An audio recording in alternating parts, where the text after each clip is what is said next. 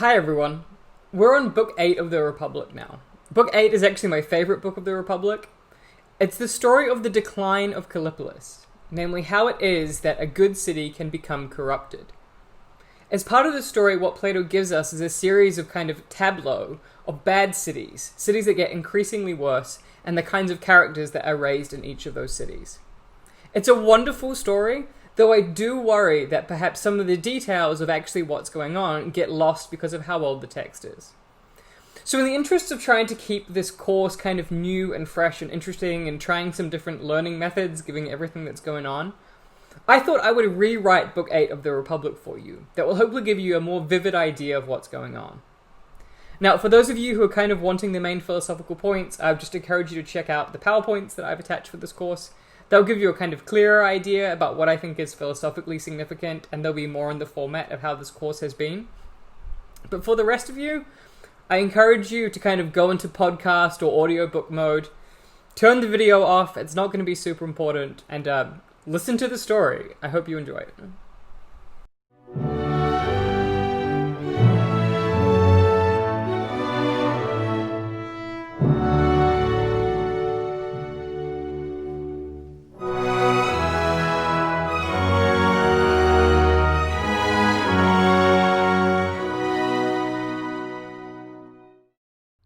Once upon a time, there was a city called Kallipolis, the beautiful city. Though it seemed strange to those who did not grow up there, the citizens there were happy. Each citizen had a job to which they were suited. They enjoyed their work, and by all accounts they produced fine goods. Not flashy in the way that we're perhaps accustomed to see around here, but highly functional and expertly fashioned. For in Kallipolis, the serious work of the city was taken seriously. The musicians were trained as musicians, and the soldiers were trained as soldiers. Most importantly, the rulers were trained to rule, and the citizens appreciated how hard a job ruling really was. It certainly wasn't something that they'd want to try their hand at, any more than you or I would like to wake up one day and suddenly try to give a lecture in theoretical physics to a group of expert physicists. No, the citizens in Kallipolis knew when they knew and knew when they didn't. And they knew that the rulers would ask them when the city needed their expert opinion. Consider Dave over here. Oh, if you don't know Dave, Dave's the best stonemason I've ever seen. Just the other day, the Guardians, that's what they call the rulers here, well, they needed to work out where to build a new quarry, so they asked Dave's opinion on what the best kind of stone to work with is. I didn't understand the details of what they were saying, but the new town hall turned out great, that's for sure. So that's kind of how things work around here generally. Of course, people have their own opinions, but we trust others when it's their thing, and people trust us when it's our thing. The quality of the results speak for themselves, really.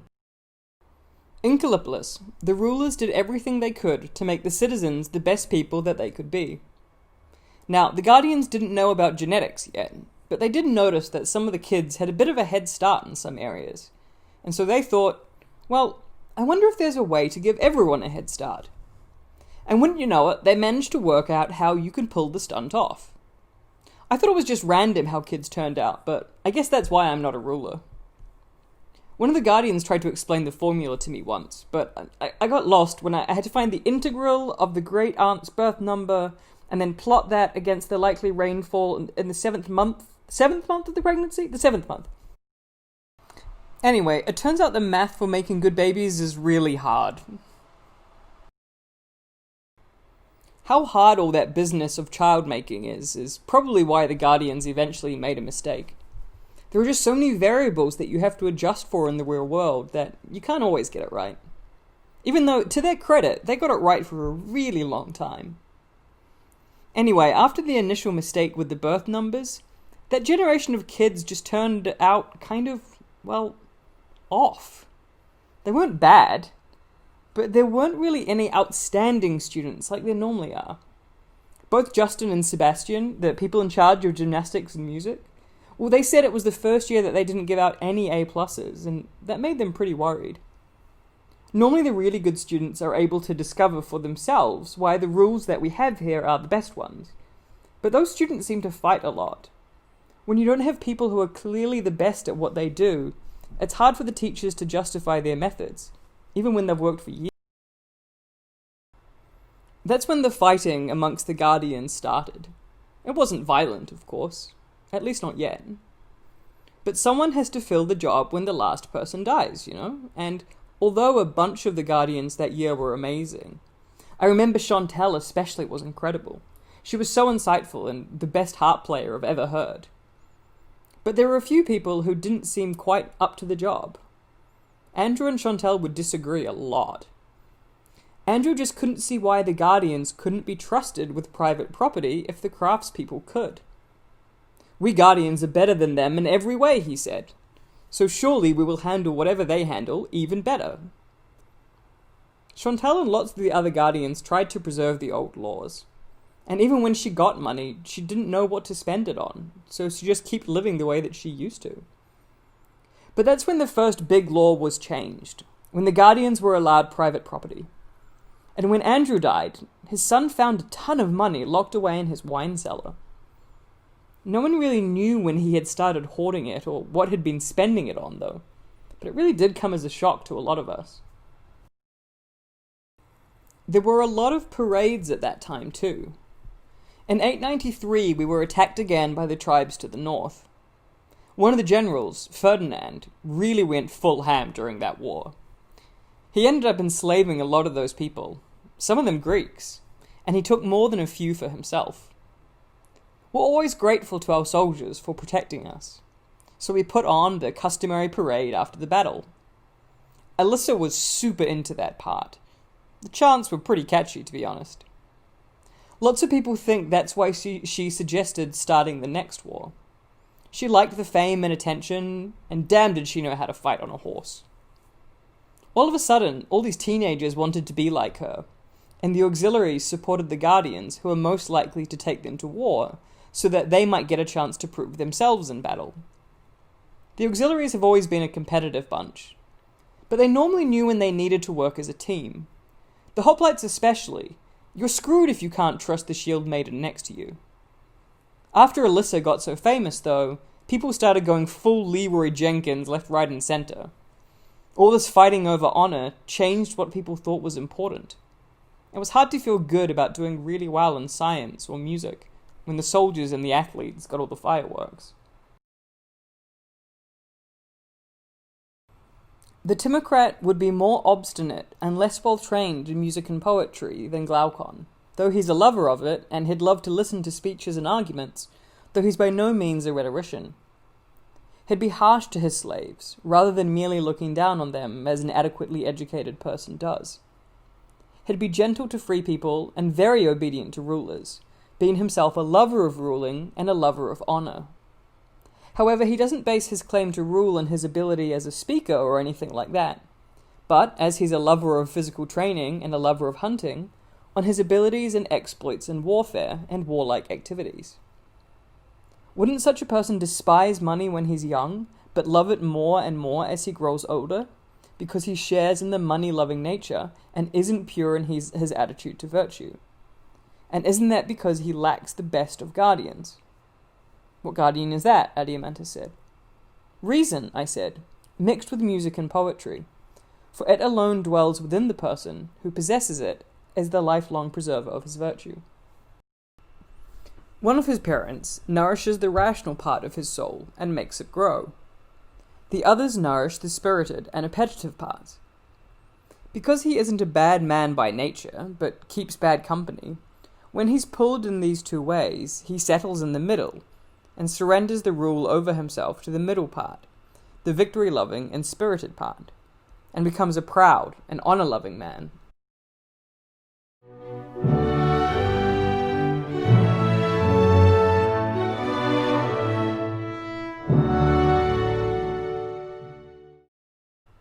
The war and honor years weren't so bad. Sure, everyone was trying to one-up the next guy, and it was a bit of a shock when you found out what the people you admired were doing and saying in private. But at least people still saw the need for most of the old ways, even if music and philosophy weren't as important as they used to be. I do miss the performances. They were simple, but impossibly beautiful. The real problem now was money. The soldiers were bringing back loot and booty from the wars, and because the smartest people were able to have private property now, Of course, they started thinking about how they could make more money. And boy, were they good at it. Take Renee over here. Renee basically aced all their classes in meteorology and advanced mathematics. So when we had that ridiculous weather in 71, they brought up all the olive groves and made a 225% profit that year. It was legendary. No wonder people started to think that if you were rich, you must be good at something. The best fighters got rich, the smartest people got rich. It all checks out, right? That's when the rulers put the first wealth qualification on holding office. They thought if you couldn't work out how to get rich for yourself, you probably wouldn't do a good job at running a city. And it's true that in that generation, the best and brightest did pretty well for themselves. I guess what we didn't expect was that their kids wouldn't be even half the people they were. Most of them grew up downright spoiled. They didn't see the hard hours their parents put in to becoming good at what they did. And they didn't see the tough sacrifices they had to make to save up. They got used to spending money but didn't know how to make it themselves. So a whole bunch of them just straight up spent their family fortunes, and then suddenly panicked when they knew that they were going to lose their position ruling if they didn't make a whole lot more money. That kind of pressure is one way to learn discipline fast, and let me tell you, their purse strings got real tight real quick. Money was all they could think about, and money making was all they spent their time on. They sold their pianos and other musical instruments, said they couldn't participate in military training because they were too busy, or they could always hire soldiers if they needed to. And of course, they always got the cheapest mercenaries they could find. By Ares, those soldiers were a disgrace. Damn near got myself killed because Harry from Thrace didn't know how to use a shield in formation. It goes without saying that those people who never made the cut with respect to the property and wealth requirement weren't exactly thrilled about being left out in the cold. Half of the top students that year couldn't become rulers because they didn't have enough money. Didn't matter how smart they were or how much they had proven themselves capable of serving the city. No, not allowed because their family didn't make enough dosh last year. There was a lot of resentment because of this, and the rich rulers knew that. They had to find ways to stop the poor people from rightly criticizing what they were doing or from trying to change the laws back to how they were. It started to feel like two cities then. And a lot of families that had worked together for generations went full Montagues and Capulets, Lannisters and Targaryens. It wasn't. The Timocrat's son at first emulates his father and follows in his footsteps. Then he suddenly sees him crashing against the city like a ship against a reef, spilling out all his possessions, even his life. He had held a generalship or some other high office and was brought to court by false witnesses, and was either put to death or exiled, or was disenfranchised and had all his property confiscated. That's quite likely. His son sees all this, suffers from it, loses his property, and, fearing for his life, immediately drives from the throne in his own soul the honor-loving and spirited part that ruled there. Humbled by poverty, he turns greedily to money-making, and, little by little, saving and working, he amasses property. Don't you think that this person would establish his appetitive and money-making part on the throne? Setting it up as a great king within himself, adorning it with golden tiaras and collars and girding it with Persian swords? I do. He makes the rational and spirited part sit on the ground beneath appetite, one on either side, reducing them to slaves. He won't allow the first to reason about or examine anything except how a little money can be made into great wealth. And he won't allow the second to value or admire anything but wealth and wealthy people, or to have any ambition other than the acquisition of wealth or whatever might contribute to getting it. Since those who rule in the city do so because they own a lot, I suppose they're unwilling to enact laws to prevent young people who have had no discipline from spending and wasting their wealth, so that by making loans to them, secured by the young people's property, and then calling those loans in, they themselves become even richer and more honored. That's their favorite thing to do. So isn't it clear by now that it is impossible for a city to honor wealth and at the same time for its citizens to acquire moderation?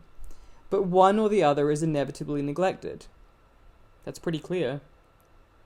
Because of this neglect, and because they encourage bad discipline, Oligarchies not infrequently reduce people of no common stamp.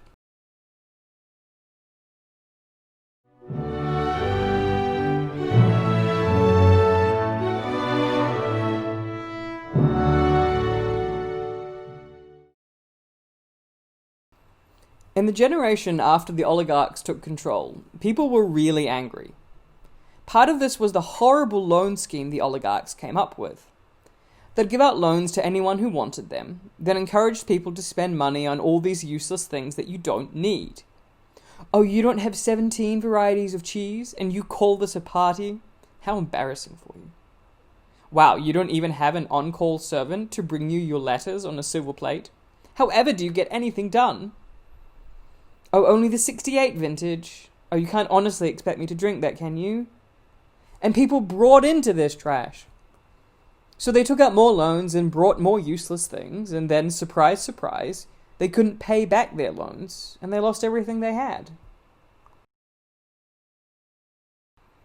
Same old story, right?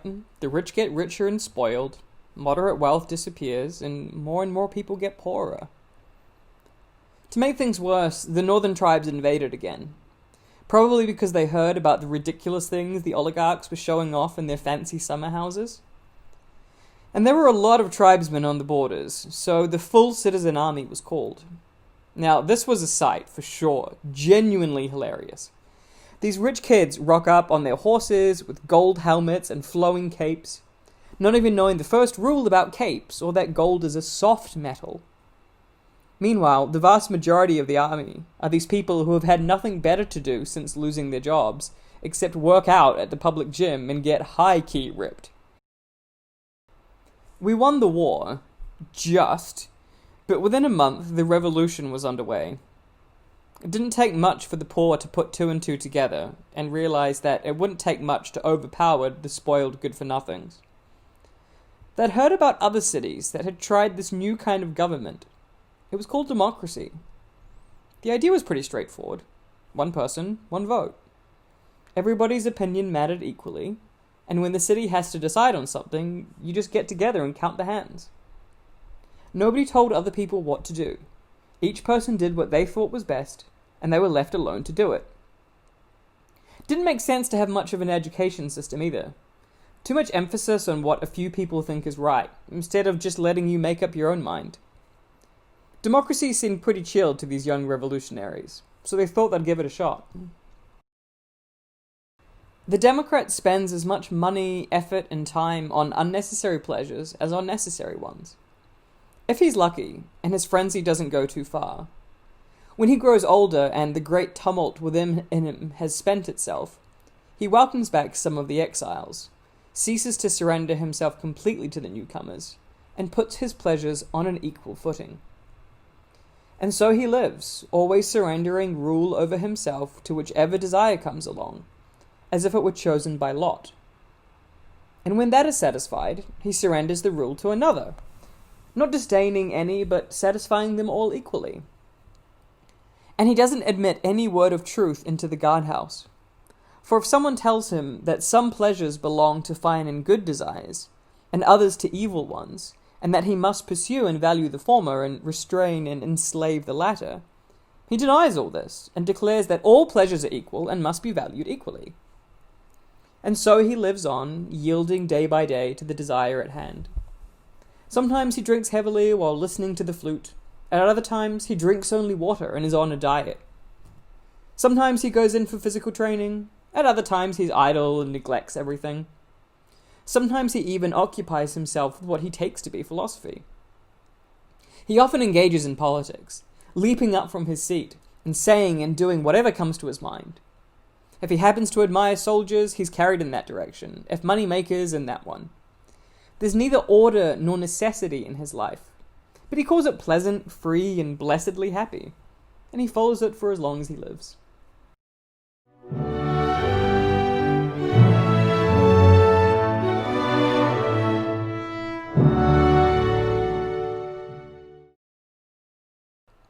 People had a great time at the start of the democracy. We all had some of the money we had taken from the oligarchs, and we just did what we wanted. I took this course on making mosaics for a bit, and then worked some on the new aqueduct system. We couldn't figure out how to get the arches to work, but it was nice working with my hands out in the sun for a bit. Good times all around, really. This democracy thing turned out to be a little bit better in theory than in practice, though.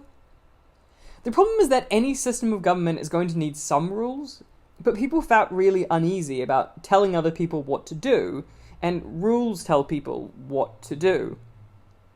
So when we tried to train an army or build a new public bath, people just didn't show up on the days when they didn't feel like it. There was a lot of corruption too. We had tried to set up some guidelines for how to spend public money, for example, but those laws just got ignored, and there wasn't a lot we could do about it. Turns out laws are just words on stones if people don't respect them. Of course, we tried to avoid labeling people good or bad, but it was pretty tempting to say that those people embezzling public money were probably closer to the bad side. If you wanted my own subjective opinion, you should make up your own mind, though. Obviously, it was a little disappointing seeing people look out for their own interests more than those of their family or their city. But to be honest, what was hardest was seeing how people chose to spend their time. There wasn't a lot of encouragement to really push yourself. People were just left to do what they wanted, so often they just did what was easiest and what felt best. We didn't want to have any rules about what foods you could or couldn't eat, or what counts as too drunk, or what substances we should regulate, or even who you should sleep with. And, well, some people went into a real dark hole. A lot of lives got pretty messed up, and a lot of people got hurt. Around that time is when Dio showed up. We were all in a bit of a slump, and had a lot of time, I guess. And he had all these plans about how we could improve things. Most of us had worked through the money we'd acquired, so he came up with this plan to seize the last of the oligarch's wealth and then redistribute it to all the people. It seemed like he really had our backs. He was like this champion who wanted to defend our freedom and overthrow the oppressors and give us a better life and fix the injustices that the oligarchs had imposed on us. And man, did he know how to speak. I wish you could have heard him for yourself. You just couldn't resist being swept away with the crowd. Obviously, the oligarchs got word of what Dio was planning and quickly tried to stop him. After the first assassination attempt, he started hiring personal bodyguards. Proper warriors they were, like what we used to have. Of course, we were all for it. We didn't want our guy killed either. I guess we didn't expect him to hire quite that many soldiers. I think we were all thinking more along the lines of a few knights at his side, not the better part of the Golden Company. But maybe it's better to be safe than sorry with assassination attempts, right? I'd never really given it much thought before, though. A few people noted that the way Dio took retribution on the oligarchs was perhaps a touch on the harsh side. The ringleaders were publicly executed, lots of other people mysteriously disappeared, but we thought they were the bad guys here, so no one made too much of a fuss. Like I said, we weren't really paying attention to the Constitution at this point, and we obviously didn't want it to look like we were siding or sympathizing with the oligarchs. Dio had a lot of momentum by that stage, so lots of people were behind him when he decided to go on the offensive against the northern tribes. I don't even remember what the reason was why we went to war initially. Something about sending a message, I think? But there was a lot of public spiritedness about how we all had to chip in and make our contributions to the war effort. It was hard to see what Dio was spending the money on, though. We weren't being better equipped, and it's not like we had a lot of money anyway.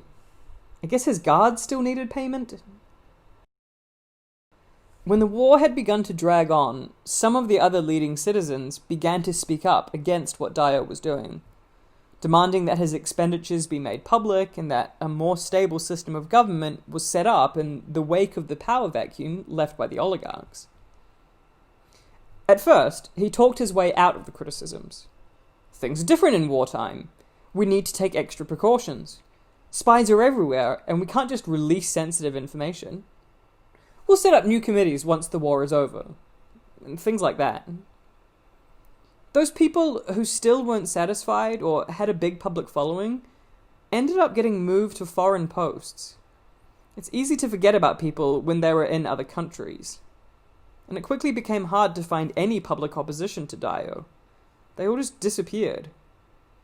But we were becoming poorer and poorer, had no military power to stand up to his elite guards, and we have no legal way to challenge what he was doing.